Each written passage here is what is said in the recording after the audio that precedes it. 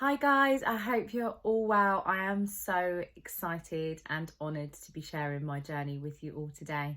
My name's Jade, I'm from Creating Little Miracles and I run a fertility support group with my friend Hannah over on Facebook and on Instagram, and we are tirelessly trying to break the taboo, the silence and the awkwardness around infertility and baby loss. So the fact that I've been asked to talk to you guys about my journey today is just amazing. So back in 2014, me and my partner Ian decided that we wanted to start trying for a family of our own. Obviously, you never imagine that that would be any kind of problem, and maybe after 3 to 6 months we were starting to feel a little bit frustrated that it hadn't happened yet, and we were sort of wondering why. At the time I was a flight attendant and I just started doing some long haul, flying through different time zones, and that obviously did impact my body a little bit. My cycles started to get a little bit longer. My cycle symptoms were quite, they'd intense and amplified quite a little bit, and I was feeling really quite hormonal quite a lot throughout my cycle. So naturally I went to see my GP and try and find out why.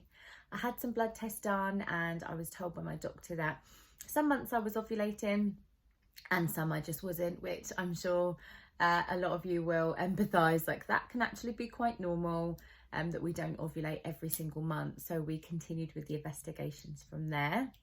My ovarian reserve was checked, my AMH levels, and they were absolutely fine. They were actually really good. And then my other half had his sperm test. So I hope that you're going to get a little bit of light from this part of my story alone. So my other half on his way to work had to drop his sperm sample off to the hospital. And he did so, and then about a week later we got a call asking us to come in, and the doctor was quite serious and she said, look, we've never seen sperm in someone of your age quite so bad. I'm really sorry to tell you this, but I think we're going to refer you for some fertility treatment, but I don't think you're probably going to need a sperm donor. So we were shocked.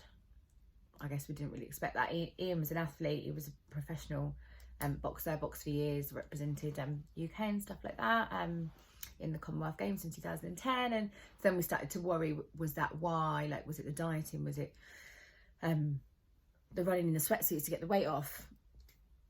Anyway, we get to the fertility hospital and they do all your tests again there. Well, they did at ours anyway, checked my AMH levels, came back absolutely fine, did Ian's sperm test, sat down, we knew what was coming. I said, Mr. Weaver, I do not know why you are here. And we were like, huh?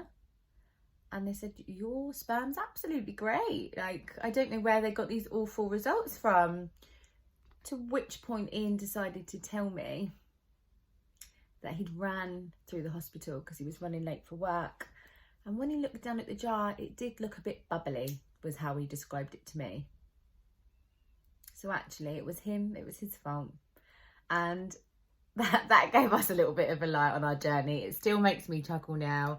But they said while we were there, because it was unexplained infertility, they could clearly see there was nothing wrong. We'd been trying for so long. By the time we'd got referred there, they were going to give us some IVF. We had IVF with ICSI just to be sure.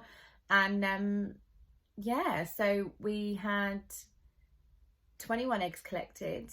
We had 16 of those eggs fertilised, and only 4 were real, like, good enough grade to be implanted and frozen. So they put 2 back on the fresh cycle and had a 3-day, day 3 transfer. I was really sore and swollen from the egg collection, and obviously where I'd stimulated so well. I think anything around the 20 egg mark is borderline OHSS, which is ovarian hyperstimulation syndrome, for anyone that doesn't know, and it's just when you react really well to the stims. But we were happy with that number. I was okay myself, I wasn't feeling poorly, I was just a little bit swollen and sore afterwards. So we then had our 2-week wait, and I had some bleeding around day 10 of the 2-week wait, and realised obviously it was a failed round, which I was absolutely devastated about. Had a little bit of time to gather my thoughts over the Christmas period because we'd had our cycle in September, the first a fresh cycle, and then we had 2 frosties in the freezer ready for our frozen transfer, which we started the following year in the February. And I found out that I was pregnant on April the 21st, 2017. So Layla Ray entered the world on New Year's Eve at 10:35 a.m, weighing £6 14.5 ounces. And now I look back and think, where has all that time gone?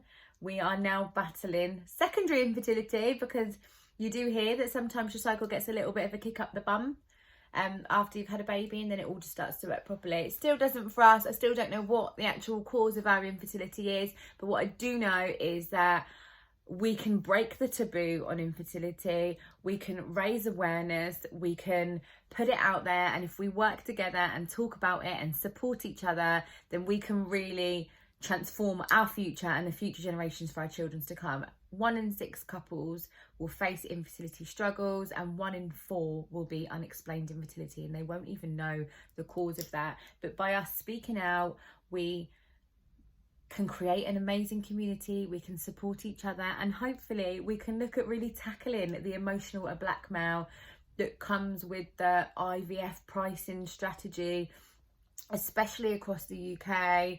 I know so many people tend to travel abroad now to get their treatments done at a more cost-effective price, but that's just not an option for everyone. So my hope for 2021 is wishing you all so much love, so much health and prosperity, and I hope that you all make huge waves on your journeys in trying to conceive, and I hope we all have like a resounding incredible year in breaking the taboo and the silence on infertility. Because keep going, keep feeding your mind positivity, keep visualizing those babies, keep giving yourself the positive affirmations, and just be really kind to yourselves. And I'm sending you so much love, and I can't wait to watch the rest of this expo, because I know the ladies over at IVF Babble are just gonna do it justice. So I look forward to catching up with you all again soon. Take care, be safe, and I'm sending you lots of love.